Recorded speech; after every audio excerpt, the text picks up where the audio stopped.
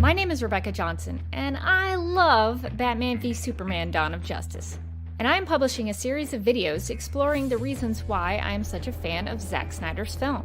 In this series, you'll find my thoughts on topics that matter to me, like Larry Fong's cinematography, character analysis on Lex Luthor and Lois Lane, the Christian imagery, what I find hopeful about the movie, and yes, I'll address the critical reception.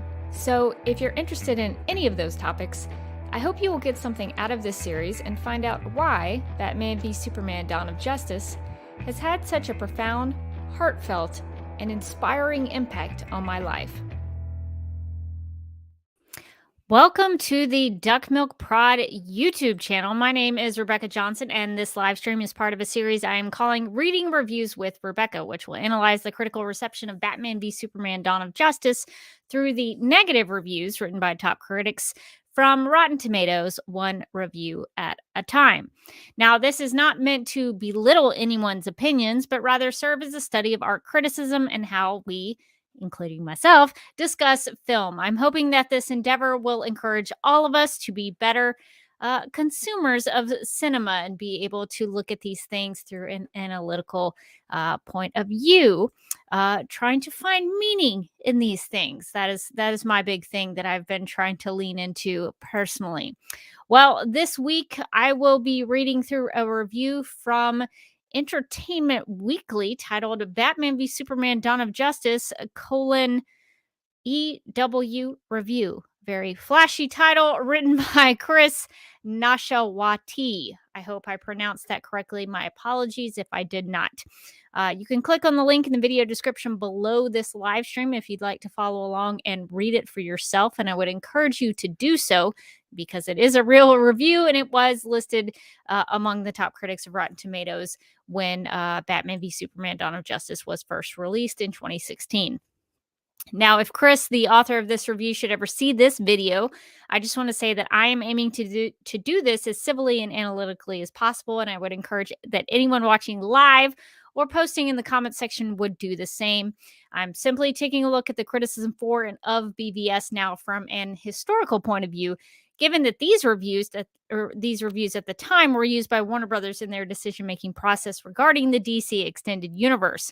Due to the poor reviews for Batman v Superman: Dawn of Justice, the tone and approach to the franchise were changed for the Snyderverse, specifically with Justice League in 2017, and ultimately led to the destruction of that 5-film arc that Zack Snyder was trying to develop.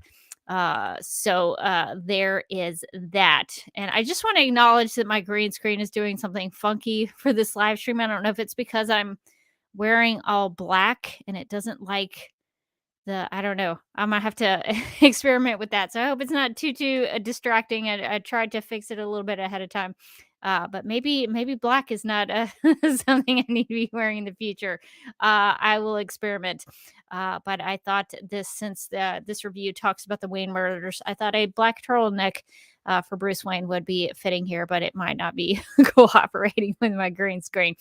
Well, before I get into Chris's thoughts and actually read the review from Entertainment Weekly, I know some people might think what does Rebecca have to say about anything? Why should I care about Rebecca's point of view?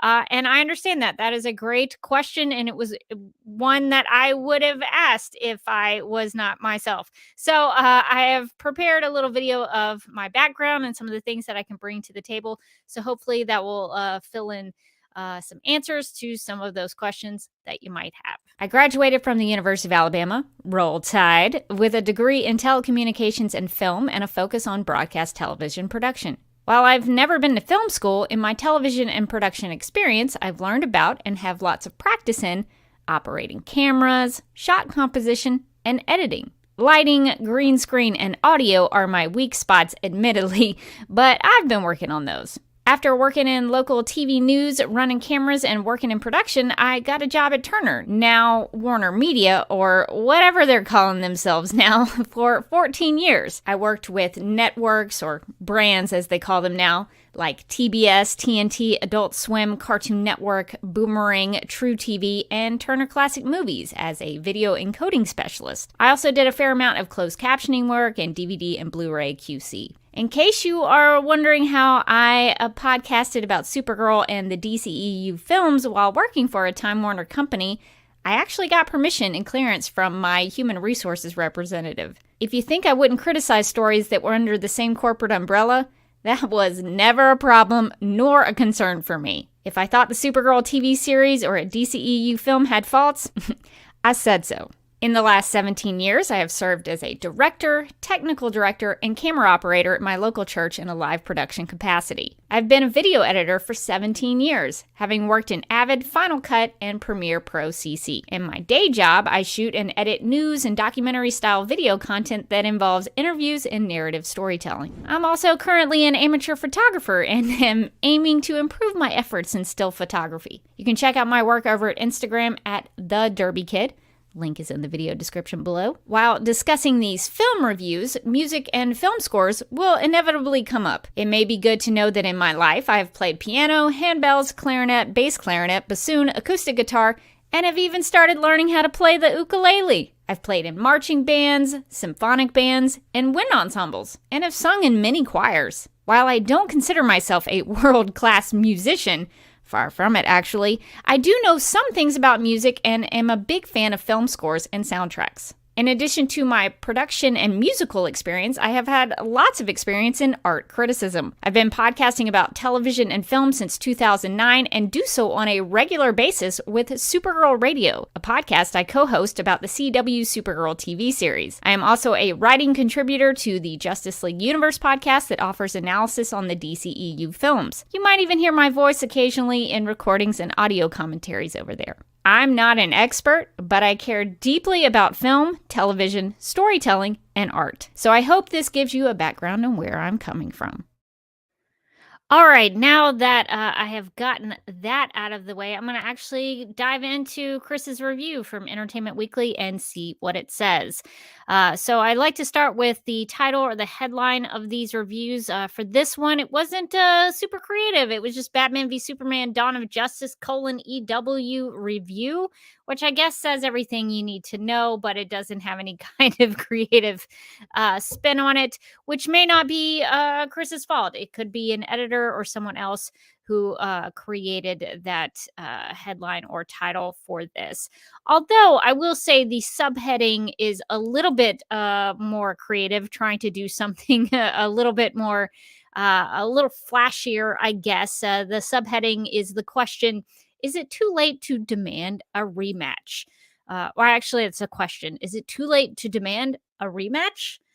So we'll see that later on in the review. It's actually pulled from the review. So that's at least trying to do something. So I think the subheading is maybe a little bit better than the actual title of the review. So there is that. But I guess even if I think it's a little bit boring and it doesn't really do much in terms of creativity, at least it gives us an idea of where this review is headed. And the subheading, I think, tries to fit in with the fight aspect of the film. Although, I mean, a lot of these reviews kind of play on the Batman v Superman part of the film title. So it's not super creative, but at least it's trying. There's an attempt. So so I guess that's where we can start with this one.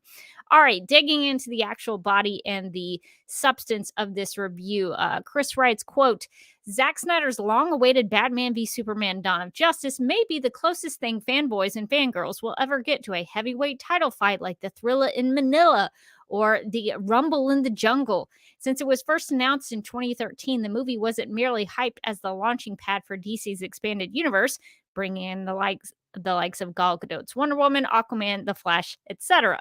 It would also serve up a superhero smackdown for the ages, The Dark Knight versus The Man of Steel. As these things go, it's hard to imagine a bigger event, unquote. Immediately, I'm turned off by the mention of fanboys and fangirls. One of my personal philosophies of film reviewing or film critiques or film criticism is that I try to stay within the parameters of my perspective and only speaking from my perspective. Sometimes I catch myself. It's very easy to do to speak on behalf of other people or to speak on behalf of a group of people. It's easy to do when you're talking about something. I catch myself doing it sometimes when I'm either doing these live streams or doing the live streams for Supergirl Radio and some of our podcast episodes. And I have to correct myself. I'll catch myself, like I'll hear myself doing it. But I really think it's much more offensive to me personally when it's in the written form because you have more time to look at that. And you as a writer or me as a writer, if I was writing, would have more time to correct that and be able to go back and fix it. And the reason that I have such it grates me so much is because Chris doesn't know how I think about this film. How does he know enough to speak for me as a fangirl? What does he know about my perspective? He doesn't. He doesn't. So I don't want Chris to speak for me. Chris can only speak for himself and his perspective, which I would love to know. I'm reading this review to get Chris's perspective. So I would rather film critics, film reviewers, however you want to define those two things, are they the same thing? It's a constant question that I'm asking. Anybody who's talking about film, I would encourage to speak from your perspective. You can't speak from somebody else's perspective. I don't know what somebody else is thinking. Nobody else is knows what I'm thinking. We can only know what we are thinking.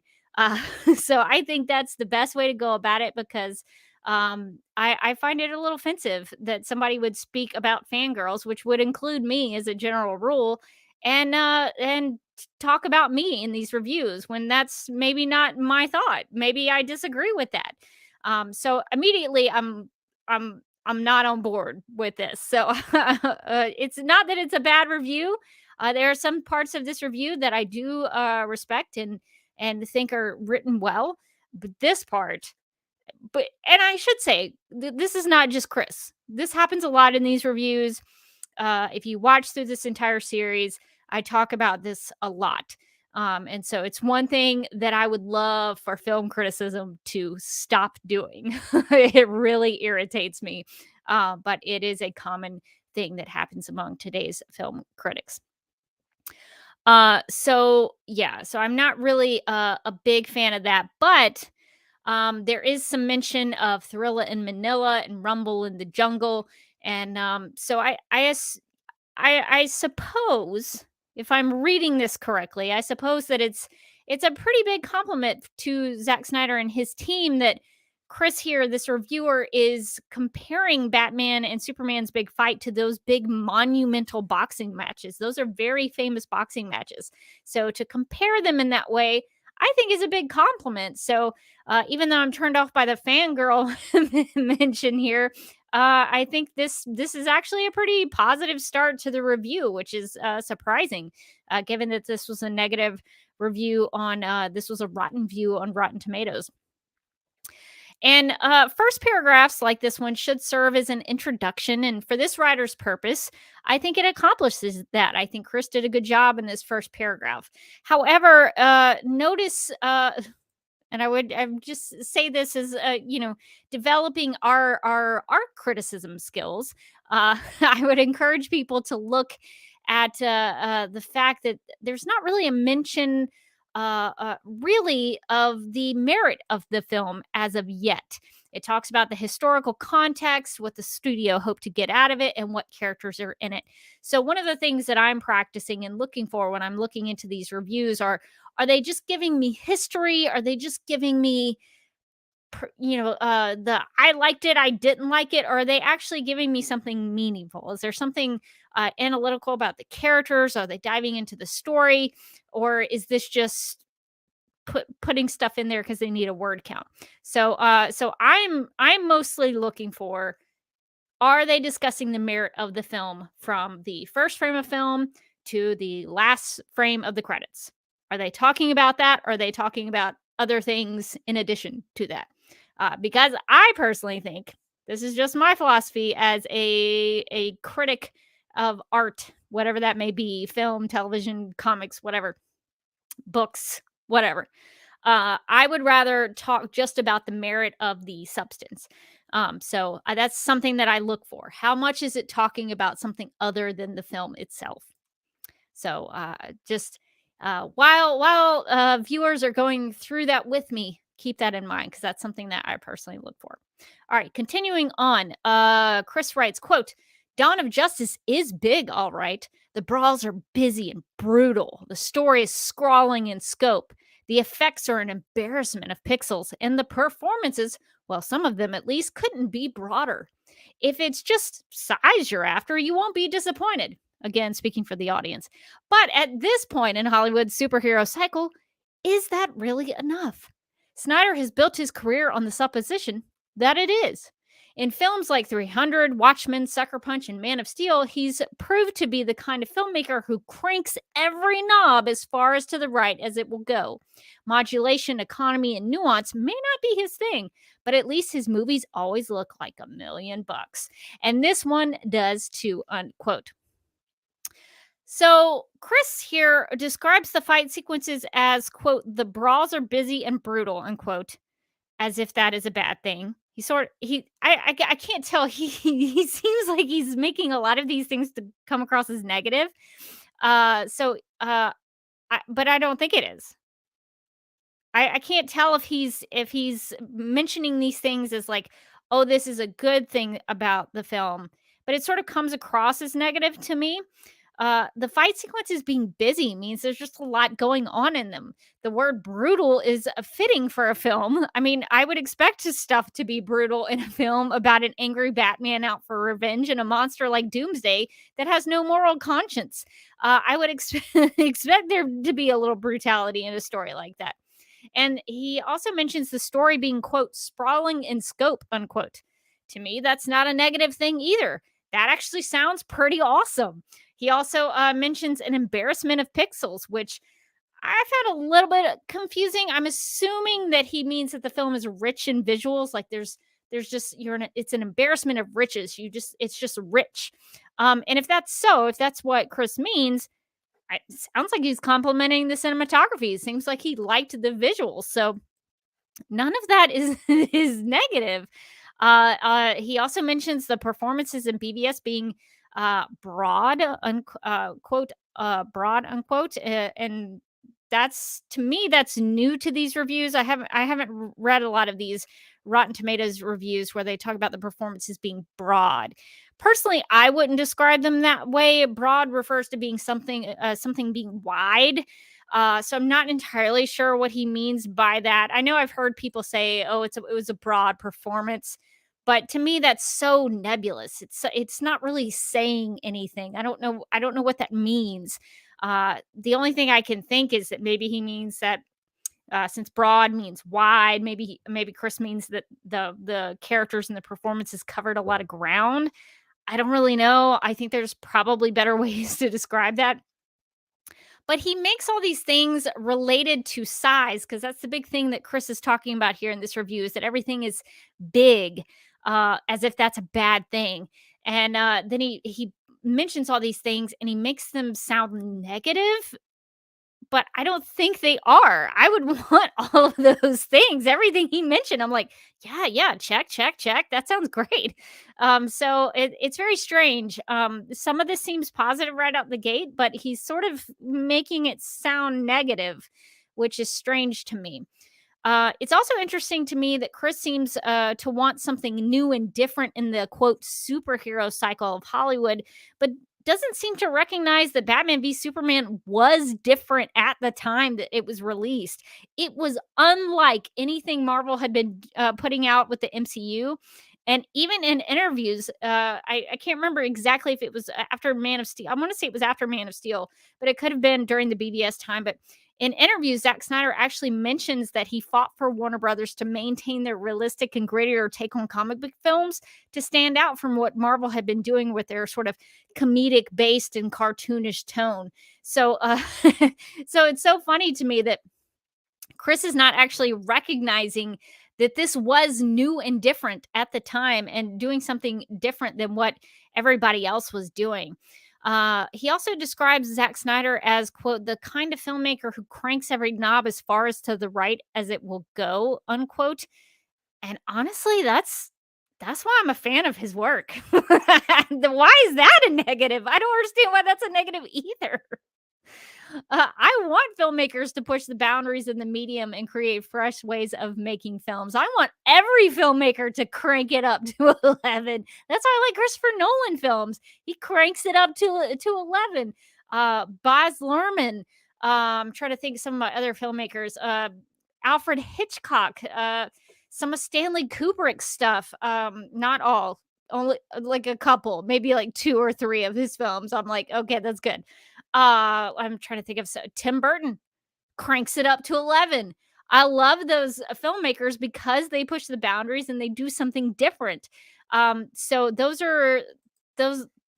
a good thing. Again, Chris is mentioning a lot of things here, making it sound negative when it's actually awesome and positive. um, so he also mentions modulation, economy, and nuance. How exactly, my question to him would be, how exactly does Dawn of Justice lack those things? Modulation is found in tone, in the tone of the scenes, the characters, the music with Hans Zimmer and Junkie XL's score, and what is happening in each scene. Not every scene is exactly the same. There's differences in tone in those scenes and different things that are going on with different characters. I would also argue that each scene has an economic value because they efficiently tell the story with a lot of meaning and most of the time a lot of layered storytelling. And BVS is covered in nuance. So I have a lot of questions about these things that he is mentioning here, as if BVS lacks those things. Of course, a lot of this stuff, the modulation, the economy, the nuance, in my opinion, these can really only be seen with multiple viewings of the film to catch everything, because it's very dense. There were things that I didn't catch on my first viewing, and it took me 2 and 3 times, sometimes even talking about the film in these live streams. I'm discovering new things because people are revisiting it and discussing it with each other, and new things come out. So those nuances sometimes take multiple viewings of a film. It's not just BVS. That's a lot of films that I've encountered. It's just strange to me that that's being mentioned here, and I have to assume, just based on this review, that Chris probably only gave it 1 viewing and wrote a review, and that was that. So I would be very surprised if Chris has actually revisited Batman v Superman, and if he has his review changed? That would be my question. I'm going to pause here and hop into the chat real quick just to say hello to everyone, because it's a new year, new BBS film criticism live streams. This is going to go on for a little while, but I think we're close to the end. But I just wanted to say hello to everyone. Hey, David. Hey, Spider-Man.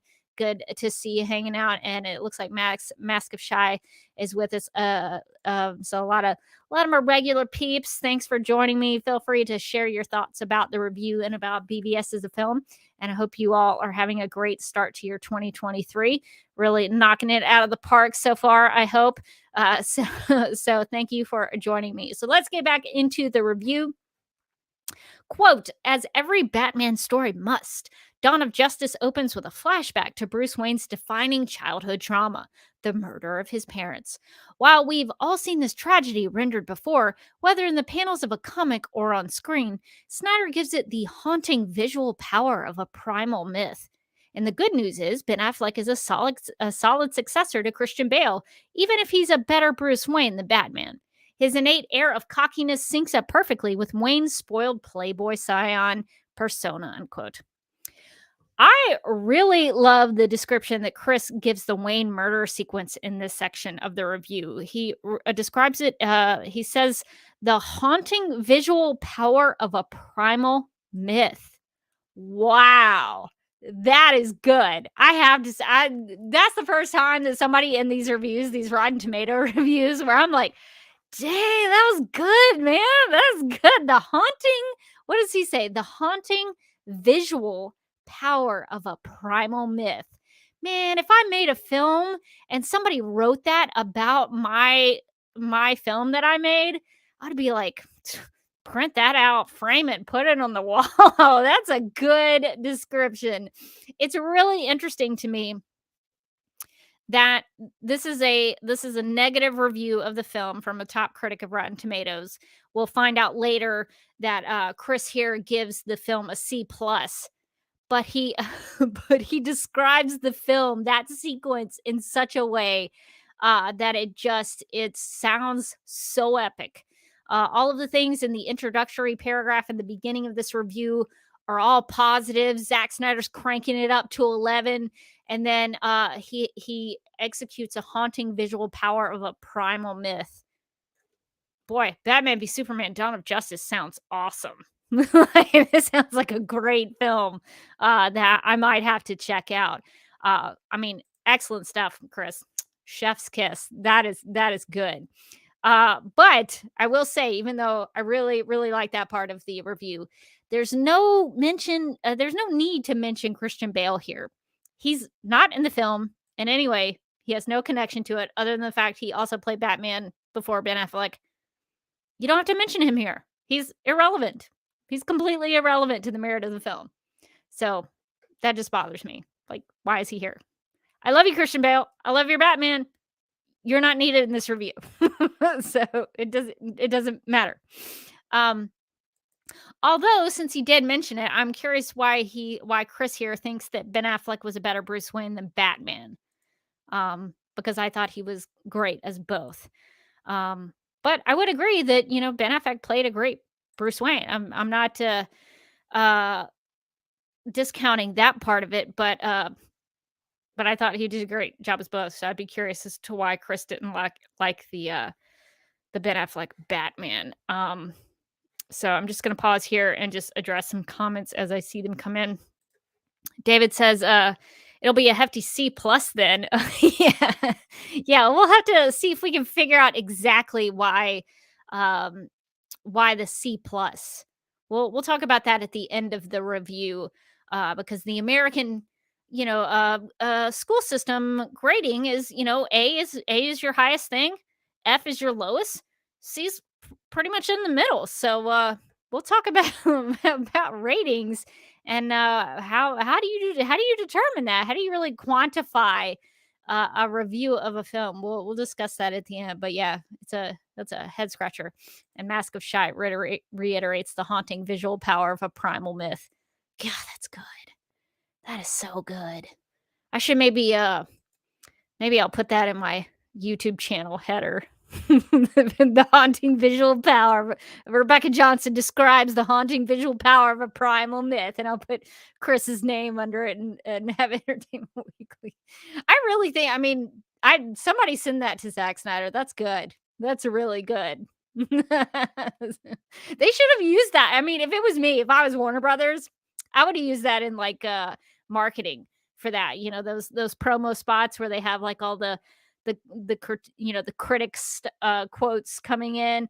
That's when I would have used that. No, not even this is a no-brainer. I would have used it. God, it's good. I'm never gonna write something that good. That's good. All right, going back into the review. Chris writes, quote, the movie kicks off with the twin cities of Gotham and Metropolis trying to make sense of the destructive arrival of Superman. The film picks up on the heels, my southern accent came out there, of 2013's Man of Steel. As Henry Cavill's square-jawed hero grapples with his role as a protector of both mankind and Amy Adams' Lois Lane, Affleck's brooding vigilante, along with confidant Alfred, now played by Jeremy Irons, wrestles with the question of whether Superman is a friend or foe. Enter Jesse Eisenberg's Lex Luthor to manipulate our dueling heroes' anxieties and play both sides against the middle, pitting them against each other, unquote. I have no notes for this section. I have no problem with this section of the review.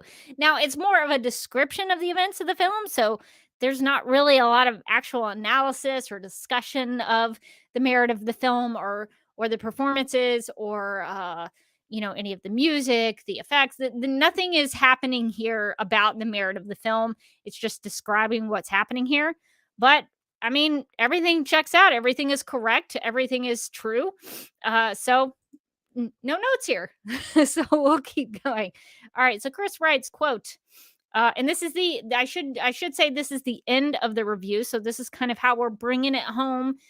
So this is what Chris writes, quote, I get that this super mono storyline is a sacred text among comic book aficionados, but Dawn of Justice doesn't do the tale any favors. It's overstuffed, confusing, and seriously crippled by Eisenberg's over-the-top performance as the I have a hard time with this word, megalomaniac. It looks weird. Like I can say it if I wanted to say it during a conversation, but when you actually read it, it's weird. Megalomaniac tech mogul hell-bent on bringing our heroes to their knees. The actor is a grating cartoon of manic motor mouth ticks. He might as well be wearing a buzzing neon sign around his neck that says, crazy villain. If you don't want to know anything more about this nefarious plot, stop reading. This is in parentheses. He's talking to us, referring to the reader of his masterpiece. So he continues on. Luthor schemes to weaponize some Kryptonian relics left behind by General Zod and Man of Steel and create a rampaging monster named Doomsday that, to my eyes, resembles a giant turd. Dawn of Justice starts off as an intriguing meditation about two superheroes turning to an all too human emotion, hatred out of fear of the unknown. 2.5 hours later, it winds up somewhere very far from that, but at the same time, all too familiar. It's another numbing smash and bash orgy of CGI mayhem with an ending that leaves the door open wide enough to justify the next 10 installments. Is it too late to demand a rematch? Unquote. Okay. Remember when I was praising Chris for his beautiful description of of this masterpiece from Zack Snyder, where he calls it, where he says Snyder gives it the haunting visual power of a primal myth. Y'all remember when I was so excited about that? This time around in this section, he writes, the Doomsday resembles a giant turd. So I'm a little disappointed with Chris. He achieved greatness with that haunting visual power of a primal myth line. He really, like that, he peaked in this review right here. And then he wrote a giant turd. So I have a hard time personally, this is just me personally, reading that, going from his eloquent description of the haunting visual power of a primal myth to then reading a giant turd. That's when I check out. When you write something resembles a giant turd, even if you think it does resemble a giant turd, even if that is exactly how you think Doomsday looks, I personally, as a reader, am going to check out then. Because that makes me think that Chris here, this is just me, my interpretation. When I see somebody write a giant turd in a film review, I think he's a 16-year-old boy talking to his friends while they're playing video games. I hate to say that, but it's so immature the way that is written. Even if you think Doomsday looks like a giant turd, it's unprofessional, in my opinion. It comes across as very sophomoric, and I think I think it makes me think you're not taking this seriously. It makes me think that this is not really a career path for you, even though, wow, the haunting visual power of a primal myth. Wow, that was good. And then just letting me down with describing Doomsday as a giant turd. That, wow, we really, we sunk to a low level here in this review. Really, really taking me down. I'm actually kind of disappointed in Chris. I was really pulling for him. I was really, really pulling for him. It's just, it makes me wonder, would Roger Ebert ever describe something as a giant turd? I'll never know, because Roger Ebert, unfortunately is not with us anymore. But I don't I don't think he ever described something as a giant turd. And that's kind of my barometer. Would Roger Ebert describe something as a giant turd? I think probably not.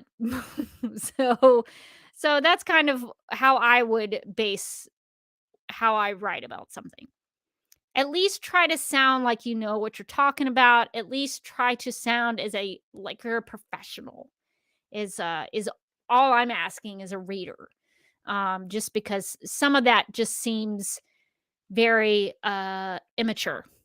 So I hate to say that, but reading that is quite the disappointment. You can say you don't like Doomsday. I'm fine with that. Like, if this reviewer is like, Doomsday looks like crap, find a good way to say that. That's fine. You're entitled to that opinion. Just maybe write it well is all I'm asking for as a reader. Also, some questions that I have here about this section. He calls the super mono storyline a sacred text among comic book aficionados. What is he referring to? What's the sacred text? Is he referring to a specific book? Because there were many books, actual comic books, that were inspirations for Dawn of Justice, The Death of Superman, The Dark Knight Returns, Injustice, Superman Peace on Earth, I think had some stuff in there. So lots of inspirations. So I don't know which one he's talking about as the sacred text. So questions.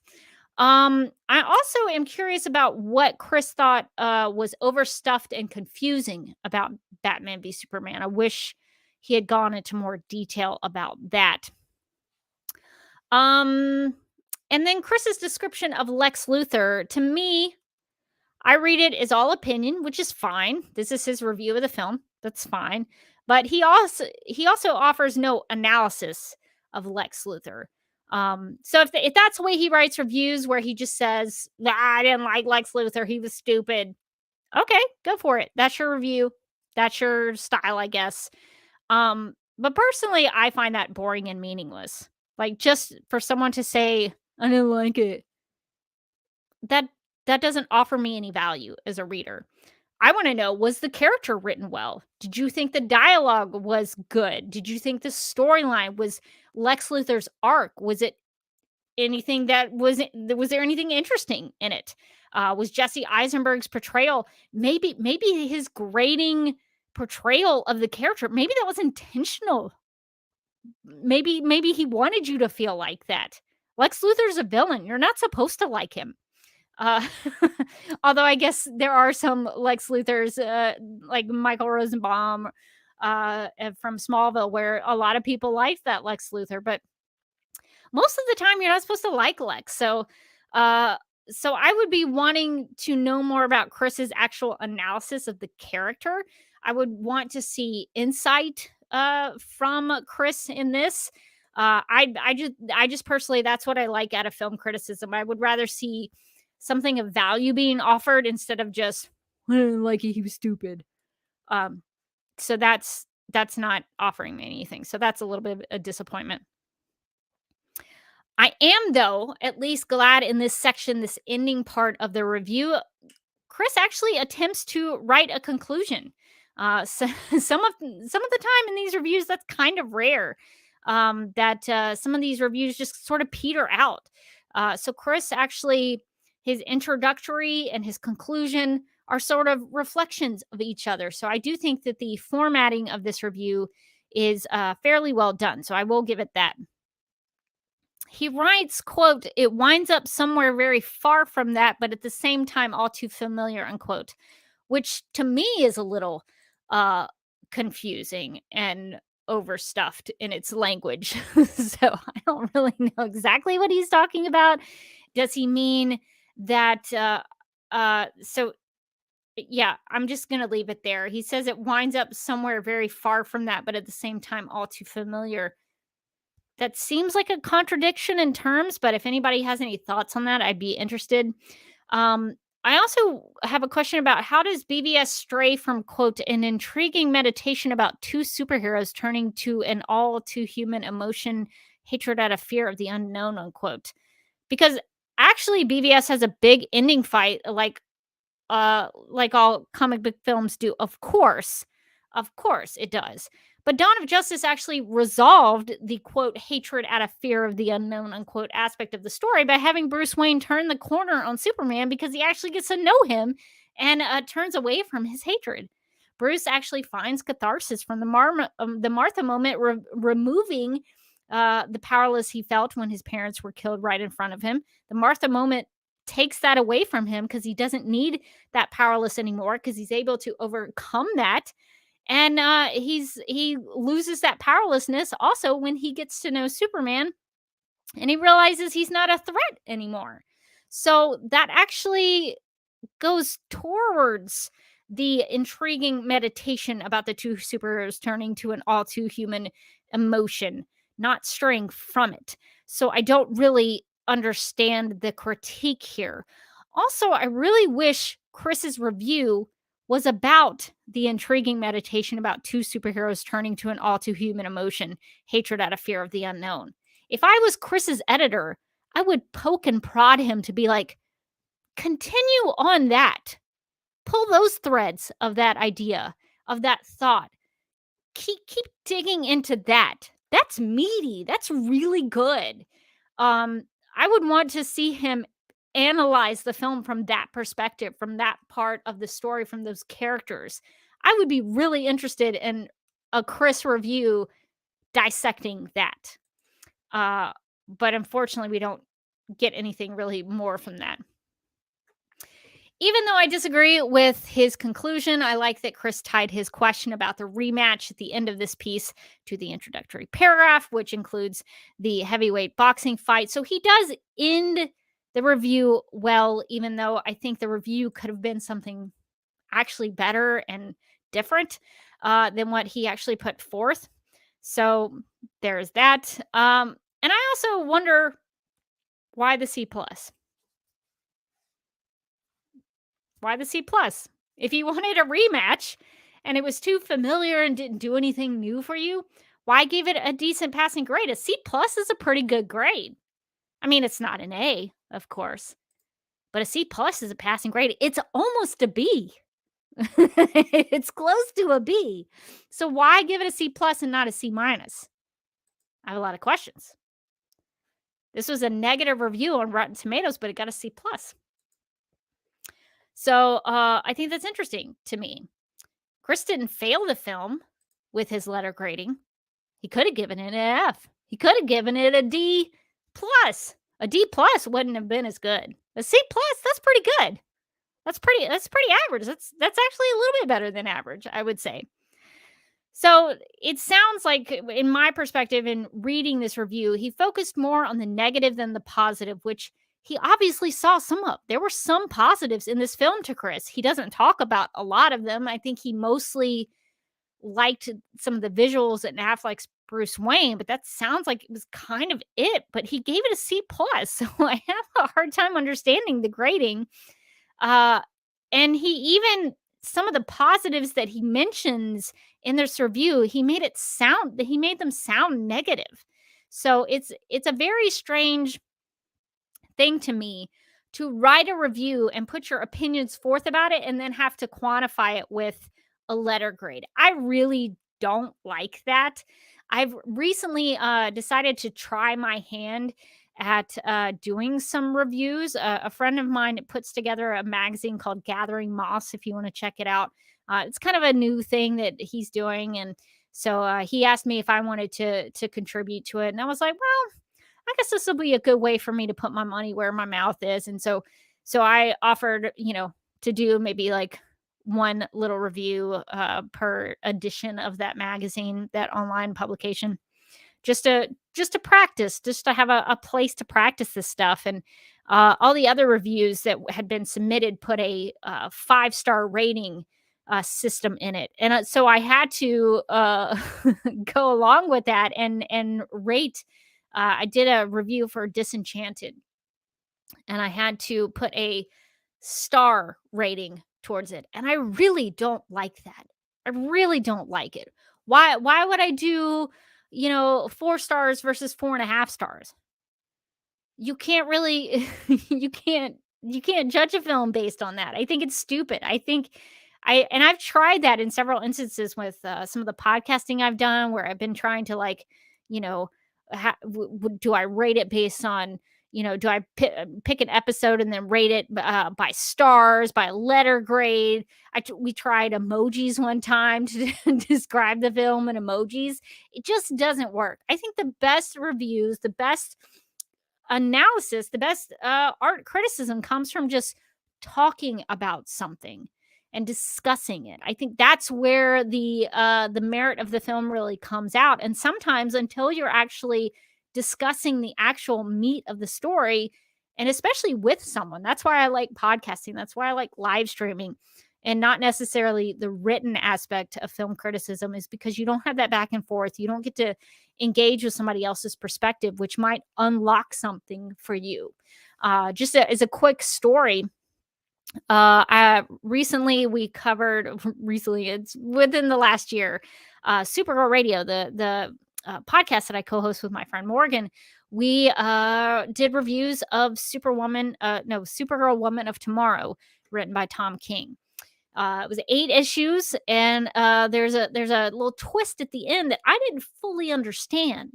And I came to our discussion with my critiques of that, and my co-host Morgan, she had a different perspective, and she shared it with me, and actually it made more sense. And I don't want to spoil it for anybody. You can go to supergirlradio.com and listen to our uh, discussion on Supergirl Woman of Tomorrow number 8, where you will hear in real time my brain click and finally understood, or my brain understood what was actually happening in the story. And if I had not had that conversation with Morgan, it would not have clicked with me. I would not have understood it, and it made me enjoy the story a whole lot more. So for me, the rating systems, the grading, it's all, in my opinion, is stupid. If I had my way, I would say get rid of those. Film critics, get rid of it. Get rid of the 5 stars, get rid of the 10 stars, get rid of the grading systems. Just get rid of it. And actually discuss the film and actually dig into the merit of the film. It might be actually more interesting and fun for you. I think a lot of these film critics are very jaded in their jobs. They don't like their jobs because they have to, like, talk about this stuff all the time. And so I think part of it is just actually engaging with the film, engaging with the story, engaging with the characters. It's much more fun, in my opinion, and much more rewarding to do that. And so it just bothers me. I just don't like those rating systems. I think it's stupid. And I think towards the end of this series, when I talk about the critical analysis. I almost said we, because I do engage with people in the live streams here, so it's not just me. But I think towards the end of this little series I'm doing on Batman v Superman's critical reception, I want to offer up some changes that maybe we can make to film criticism to make it better and to make it more meaningful for the readers, for the reviewers. And so that's one of the things I think I would say is get rid of the rating systems. It might be it might be beneficial to some people who say, well, this movie got 5 stars. I guess I'm going to go see that this weekend. Or somebody will say, oh, that only got 1.5 stars. I'm not going to waste my money on that one. I guess some people find that beneficial, but it's stupid. It's just stupid. I just don't like it. You can't quantify stuff like that. I've had to do it and I don't like it. I think there's I think there's more to talk about with a review than just saying, "Well, I guess this one got a C plus." Why? Why the C plus? Anyway, I've rambled enough. But I want to emphasize that I really don't like rating systems.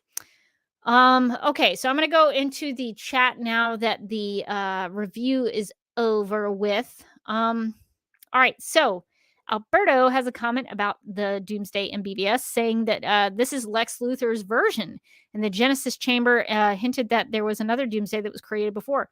Correct. So, so even if you don't like this Doomsday, maybe you're like, "Oh, that doesn't look like the Death of Superman comic Doomsday," which I mean, kind of did. Even if you don't like it, there's a storytelling reason for why he looks the way he looks. There was thought that was put into that. And for why this was the method of creating Doomsday. This is why it was impactful, is that Doomsday was this this dead Kryptonian that Superman killed Zod, and so now Zod's body has morphed into this horrible creature trying to kill him, and then did kill him. So there's a lot you could dig into that, because in Man of Steel, General Zod says, "Either you die or I do," or I think that's what he says. Either I die or you. I think he says either you die or I do, something like that.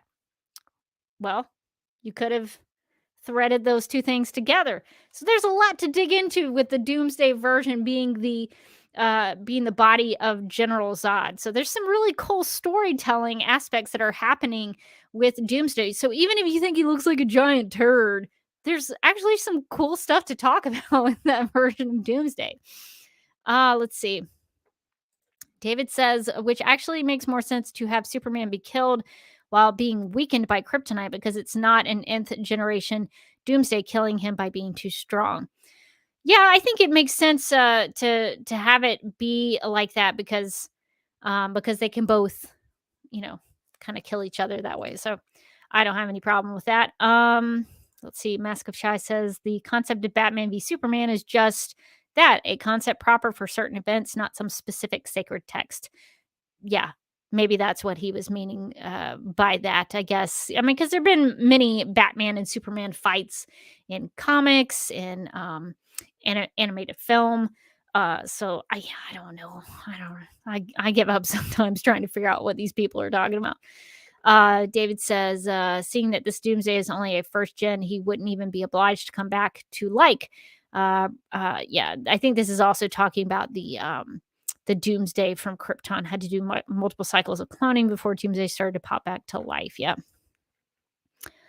Let's see. Mask of Shy. So there are a lot of Doomsday talk. See, you could actually analyze Doomsday and have some really meaty stuff in a review if you really wanted to. Y'all should combine your thoughts to write your own review.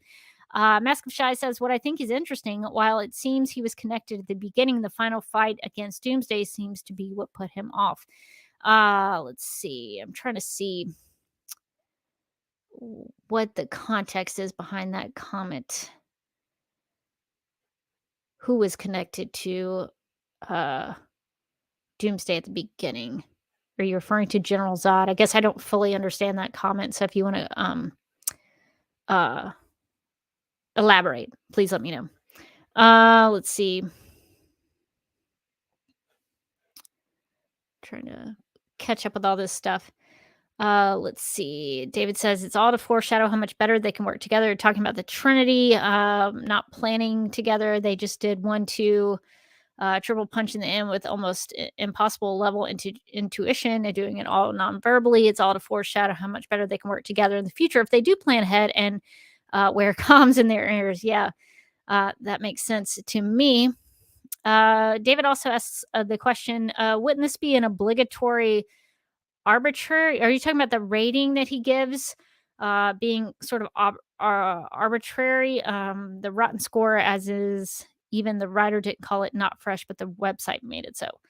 Yeah, that's the problem, even more so with Rotten Tomatoes is I don't fully understand that process. I need to read more and research more about the process of that. But I from what I understand, the writers don't necessarily pick it, which is weird to me. You would think that the writers, or I shouldn't say you, uh I would think that the writers would have some control over whether or not that their review is rotten or fresh.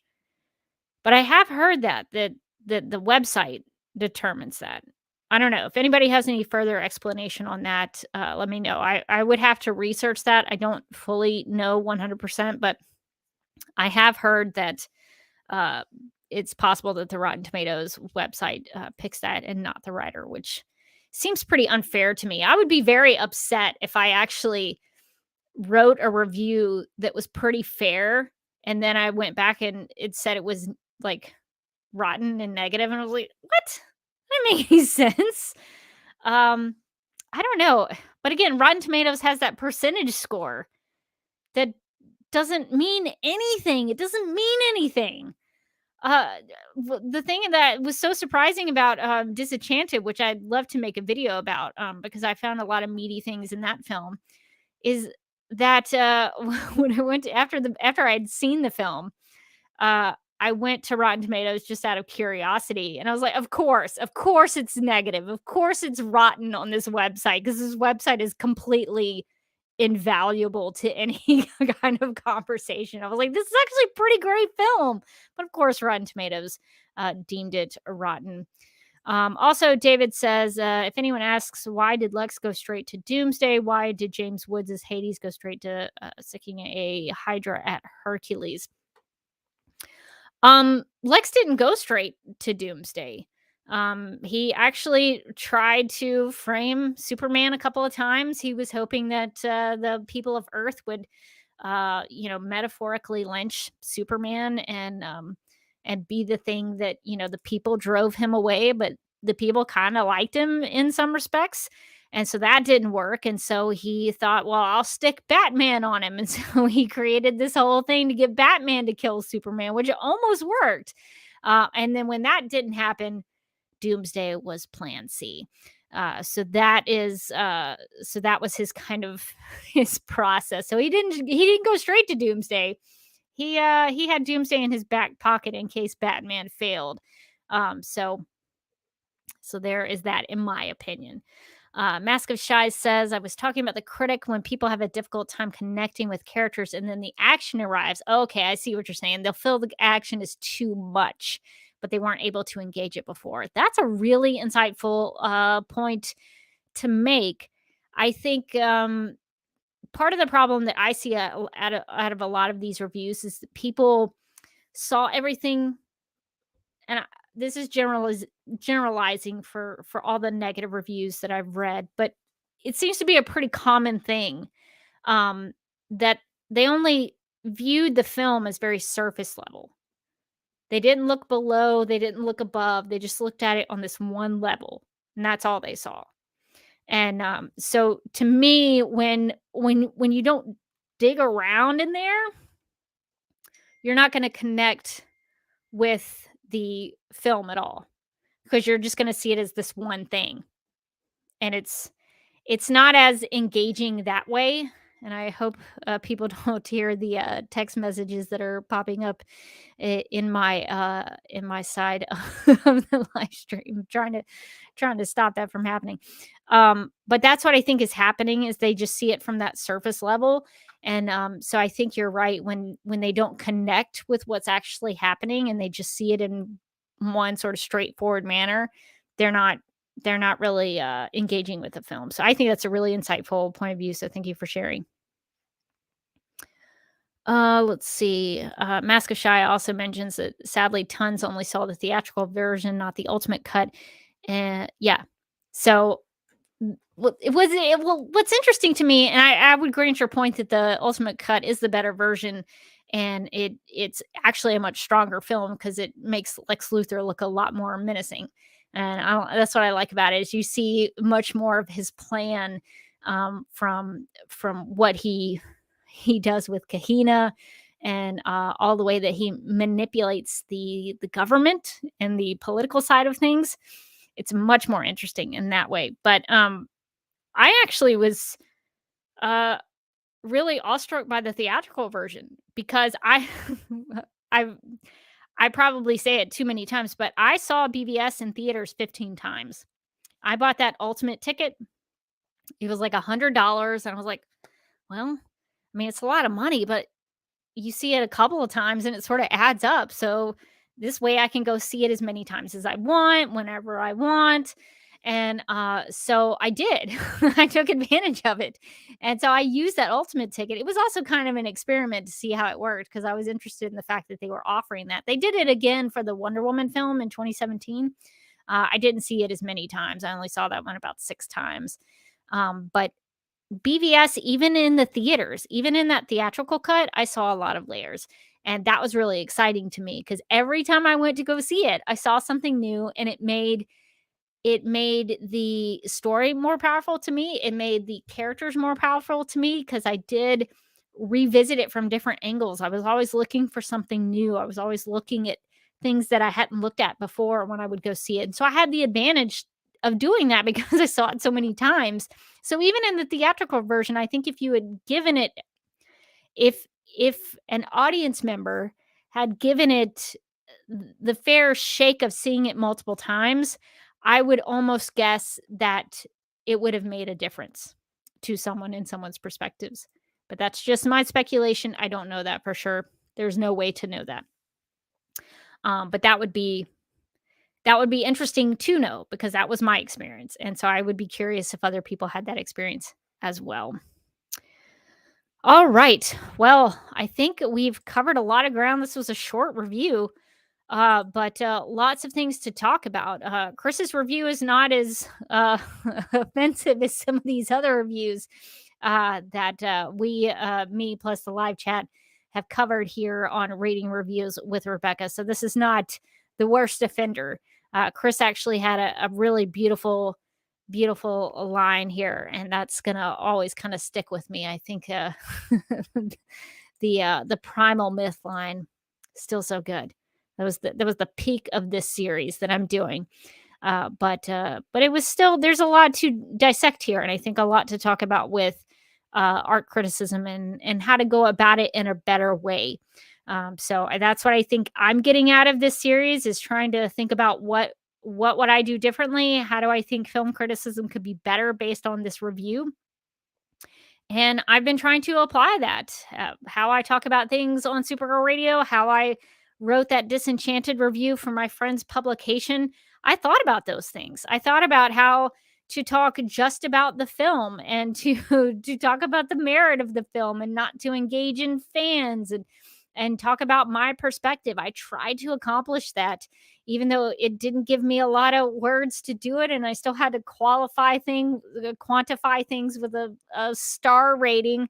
Um it it was something that I tried to take those things that I don't like about these film reviews and try to apply them in uh a more reflective way of my way of reviewing things. So I'm trying to take the bad things about these reviews and trying to turn around and figure out a better way to analyze these things based on what I don't like about how they go about them. So I hope that's meaningful to people. I hope that that helps people analyze art criticism and be better consumers of cinema, because I think the more we talk about these things, hopefully the more it will, help all of us kind of think through a lot of what we like about something or what we don't like about something and how we can talk about it. So that's kind of why I'm doing these reviews. And for me, I don't know about anybody else, but I think it's helping a little a little bit. So it's beneficial to me, and I hope it's beneficial to other people. Well, I think this is going to do it for this live stream for this week in this review from Entertainment Weekly. If you missed this live, I hope you'll consider sharing your thoughts in the comment section below. And if you ever have any questions about when I'm actually going to be live, because sometimes my schedule is kind of up and down. So I'll be scheduling those on my YouTube channel. So just check back and hit that notification so that you'll know when I'm going to go live. So if I'm ever ever out and about and I can't do it consistently, hopefully in 2023 I'll be a little bit more consistent. Is my hope and my goal. But you can always check my YouTube channel, youtube.com/duckmilkprod, and you'll see when I schedule a live stream. That'll help you know when I'll be live. And as always, if you have a BVS review, a Batman v Superman Dawn of Justice review, to be specific, that you thought was great and you thought did a good job, please share that with me.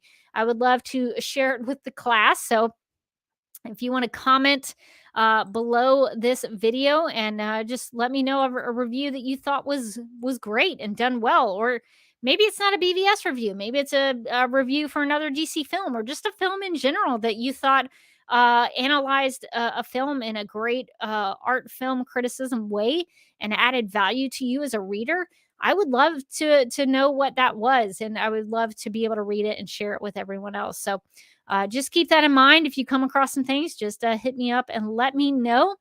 And I guess with that, I'm going to let live stream voiceover Rebecca take us out of the live stream. And I really appreciate everybody who showed up for this one and for sharing your thoughts. And we'll read another review soon. If you would like to see more of these live streams, make sure to subscribe to this YouTube channel at youtube.com/duckmilkprod. If you'd like to keep in touch with me personally, you can follow me on Instagram at @TheDerbyKid and on Vero at DerbyKid. You can hear my thoughts on the CW Supergirl TV series and all things Kara Zor-El over at Supergirl Radio by visiting supergirlradio.com, subscribing wherever you listen to podcasts, or subscribing to the DC TV Podcast YouTube channel, which you can find at youtube.com/DCTVpodcasts. Also, please check out the Justice League Universe podcast for in-depth analysis on the DCEU films, including Batman v Superman: Dawn of Justice. And before I go, I hope that this live stream video series will inspire you to think more critically and thoughtfully about film and storytelling. I'd like to leave you with this quote from C.S. Lewis's book titled An Experiment in Criticism. The truth is not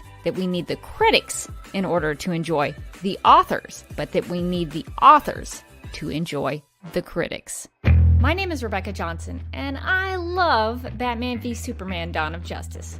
And I am publishing a series of videos exploring the reasons why I am such a fan of Zack Snyder's film. In this series, you'll find my thoughts on topics that matter to me, like Larry Fong's cinematography, character analysis on Lex Luthor and Lois Lane, the Christian imagery, what I find hopeful about the movie, and yes, I'll address the critical reception. So if you're interested in any of those topics, I hope you will get something out of this series and find out why Batman v Superman: Dawn of Justice has had such a profound, heartfelt, and inspiring impact on my life.